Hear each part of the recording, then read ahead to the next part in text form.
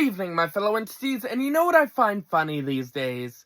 How many videos and comments I've seen on Twitter so far from people complaining about how many of us were enjoying or cheering on the possibility of Donald Trump dying. Like, a lot of us heard about the dementia report that he's gotten, or how most of his schedule was canceled over Labor Day weekend.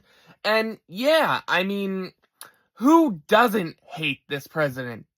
I mean, seriously, we just found out how illegal his tariffs were because of a law created back in the 1930s by FDR, who took control of the economy and took control of tariffs from Congress and made a law that tariffs need to be equal and we shouldn't overprice or put overpriced tariffs on other countries. Not to mention, also, he still has refused to release the Epstein list. He's still attacking transgender people and many, many other problems that this president has caused. And yeah, I'm one of those people who was hoping and praying that this president would just finally die off, because me personally, I really am sick and tired of all these elderly people taking office, and they're in their 70s and 80s, and let's be honest, who wants to see a president who is going to make all these policies and won't even get to see the consequences of these policies? I mean, seriously, how many... Think about it this way. Trump is 79, and by the time most of his policies have really damaged this country and have really caused problems for the rest of us, he'll probably be dead by then. Like, seriously, why do we keep electing 70-year-olds, 80-year-olds for presidency? I mean, half of them don't even know what it's like to work these days, or don't even know what it's like to live out being in your 20s or 30s or 40s in this day and age. I mean, I'm lucky that I finally got a full-time job that I'm starting tomorrow, but it took me, 8 years of retail and working for places like Six Flags and Domino's and all these manual labor and minimum wage jobs for me to finally find a full-time job. And I'm tired of hearing all these people saying, oh, don't worry about it, the economy's fine, things are improving, it takes time to improve on these things, things are gonna get better. Yeah, tell that to Congress back in the 20s and 30s, back then, before FDR took charge, who were placing overpriced tariffs on other countries and caused the Great Depression. I mean, yeah, a lot of the Great Depression was caused by tariffs, and we're going into another Great Depression with all these overpriced tariffs. I mean, if you guys haven't realized it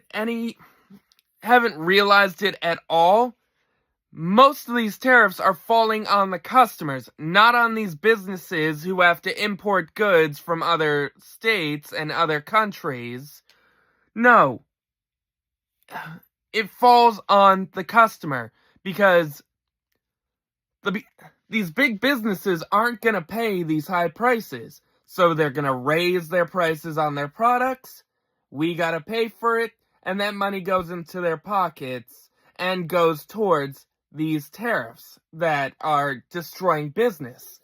On top of that, let's be honest, most companies pre-order most of their stuff a year in advance, so after this year's stuff is done with and gone, we're gonna really start to feel the effect of these tariffs. I mean,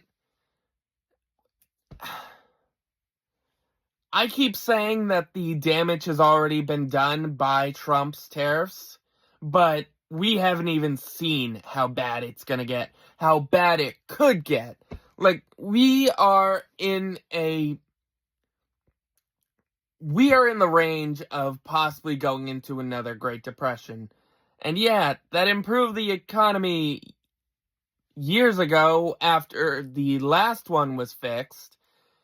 But what's to stop us from just going down under and going back to when there was only the lower class and the higher class? I mean, look at how many billionaires are still making money while the rest of us at the bottom are struggling. Struggling to find a job, struggling to pay for housing, struggling to pay for bills. I mean, it's unfair to people like me who are just starting out in the world, just starting out, trying to buy a house, trying to get married, trying to have kids, and trying to move on with our lives, and trying to move out of our parents' houses. Like, you hear all these people complaining about how we're lazy and we're not working and we're not doing our part. Well, it's hard to do your part when no money is coming in and half your money is going towards all these bills that take up most of your paycheck. Like, most of us can't even afford housing. My best friend was lucky that she found someone who was able to gain affordable housing, or she would have been stuck with her parents and stuck with a kid. I mean, I love her son, but I don't think she would have been able to take care of him if she was still living with her grandmother or her parents. Like, seriously, we need a lot of help now, and we need a lot of guidance, and we're not getting it because everyone thinks we're just being lazy. Most of us work 2 jobs. At first, when I was doing pizza delivery and my retail job, that was 2 jobs right there. And when I lost the pizza delivery job, I lost a huge chunk of my paycheck that was supposed to be going to bills and supposed to be going to fixing my car and supposed to be going towards paying off my college loans. Once I lost that, I spent a week suffering without a paycheck because one job couldn't handle the other one's schedule, so I lost hours on the big job that I had, and the other job, once that was gone, I was screwed. But yeah, this is stuff that we're dealing with today, and nobody cares, nobody sees it, and everyone wants to blame my generation for what's going on. When, no, we keep putting these politicians in that half the time they don't even know their own name or don't even know what's going on in the world. They're just thinking of themselves, and they're not even going to see the consequences of their actions. We're going to deal with them, not them. So it's time we get new blood or someone younger in the office. It's time to stop putting these old people in the office when half the time they're not even going to see what's going to happen. They don't even know how the world works anymore. Nobody does. Have a great night.